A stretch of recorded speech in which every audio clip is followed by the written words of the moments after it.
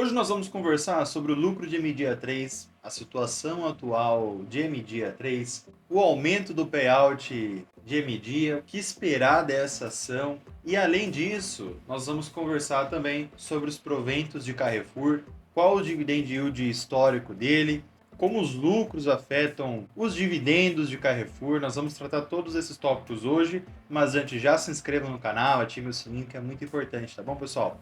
Vamos lá! Mas antes da gente seguir para MDA e também para Carrefour, nós vamos dar uma olhadinha na situação atual do Ibovespa. Vejam, pessoal, que a tendência do Ibovespa no gráfico mensal segue crescendo, e isso desde 2016, tá? Desde a região de 2016.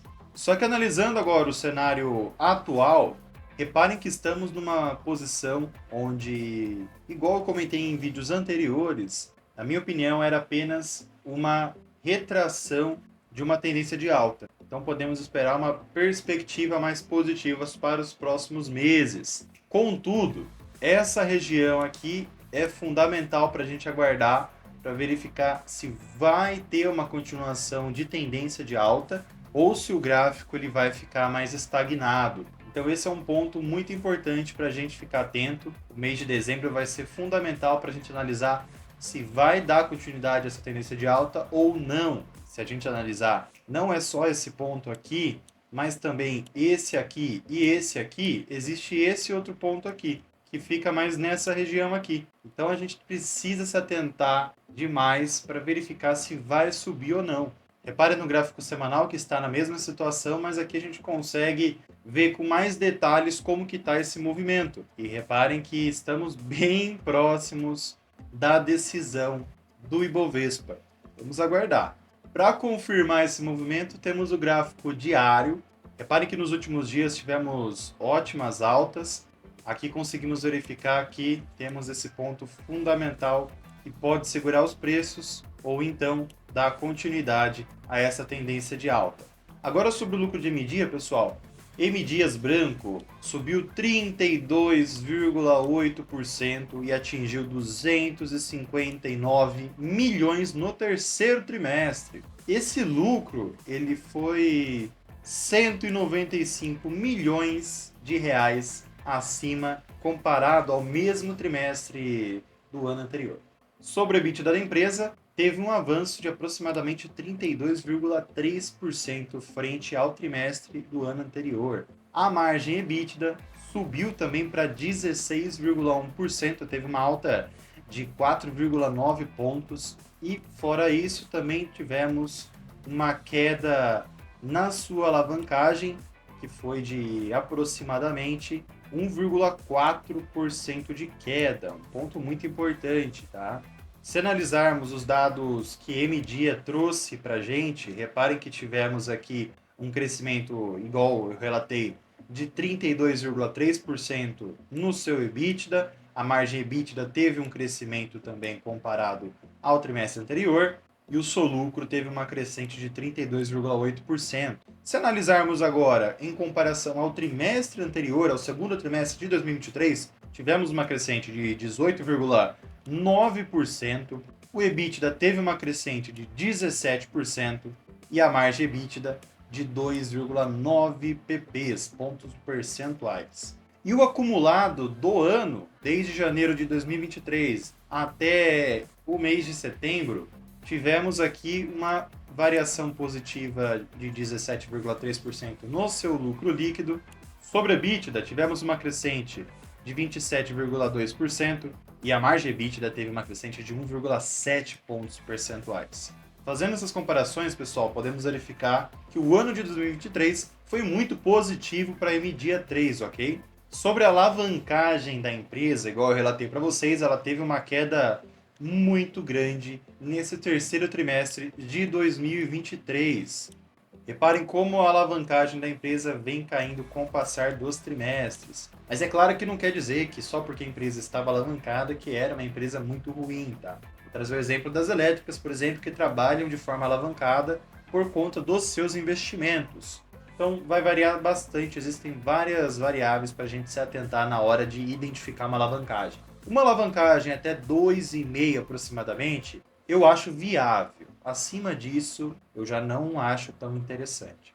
Um outro ponto interessante é que as dívidas que M Dia 3 está aportada, todas estão com uma nota AAA, que é uma nota muito interessante, ok? Certo, a empresa vem lucrando nos últimos meses, só que eu quero que vocês se atentem quanto ao histórico dos lucros dessa empresa. Reparem como é volátil os lucros dessa empresa. Desde 2017, a empresa trabalha com lucros instáveis. Tivemos uma queda bem no período de 2019, depois do período de 2020 a 2021 tivemos uma alta, e ainda por cima, a partir de 2021 até 2022, ficamos ali numa alta e baixa, e agora a empresa conseguiu embalar lucros consecutivos, tá? Isso é muito importante, principalmente nesse ano de 2023 aqui. Porém, a empresa precisa dar continuidade nesse crescimento. Não adianta nada ela ficar nessa gangorra. Reparem que de 2009 até 2015 para 2016, a empresa trabalhou com um crescimento constante e sem tanta volatilidade nos seus lucros. Isso traz estabilidade, isso traz confiança para os investidores. Quando você olha esse tipo de lucro aqui, na minha opinião, eu como investidor, não é recomendação, eu não gosto de empresa desse tipo, perfeito? Seria apenas para buscar oportunidade caso você fosse investir num tipo de ativo desse, ok? Só que apesar do lucro da empresa, comparado ao trimestre anterior, teve um ponto que a gente precisa se atentar, que é a receita de lucro. Ela caiu. E um dos pontos que afetou isso foi por conta do recuo de 6,6% no volume das vendas. E além disso, tivemos também uma redução no seu preço médio.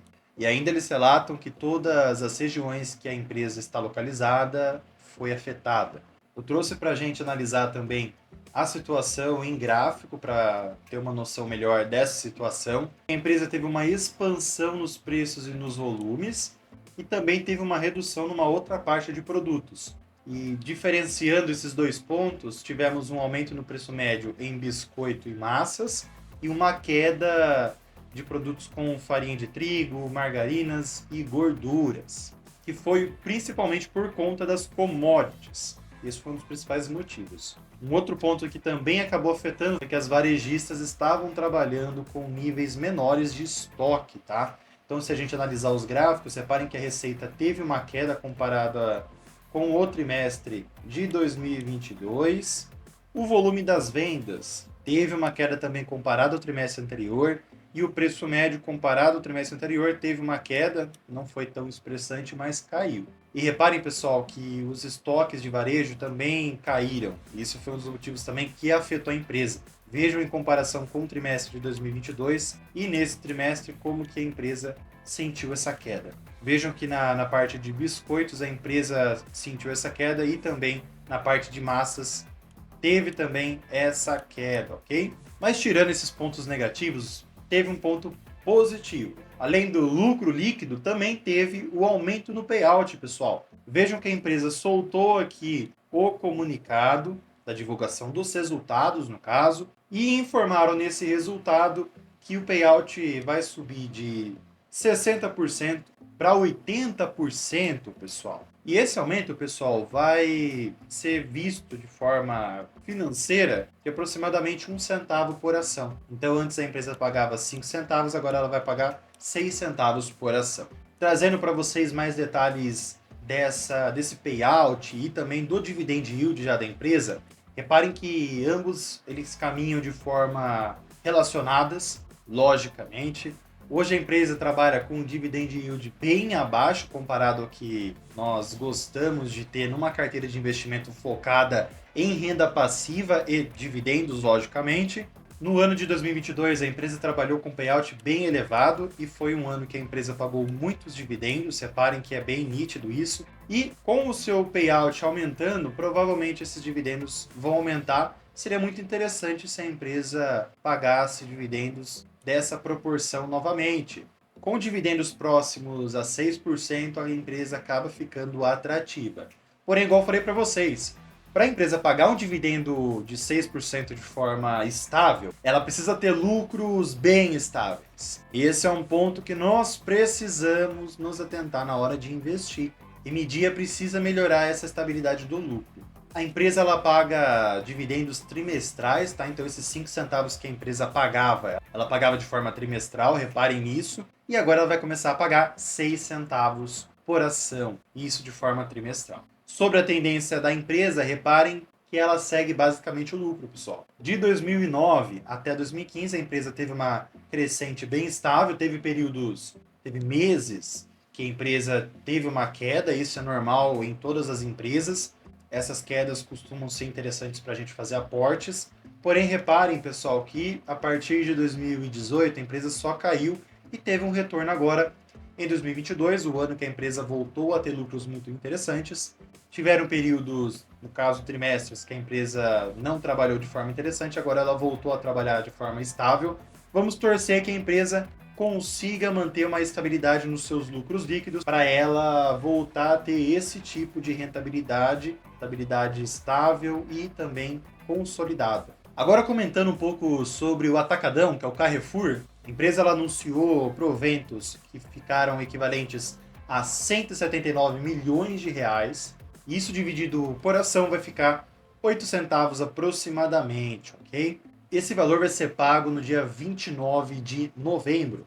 A data de corte ainda não foi constatada em nenhum documento, mas qualquer atualização eu vou estar trazendo para vocês. Toda semana eu trago para vocês as atualizações de dividendos da semana, tanto da Tacom quanto também as datas de pagamentos. Me acompanhem por aí.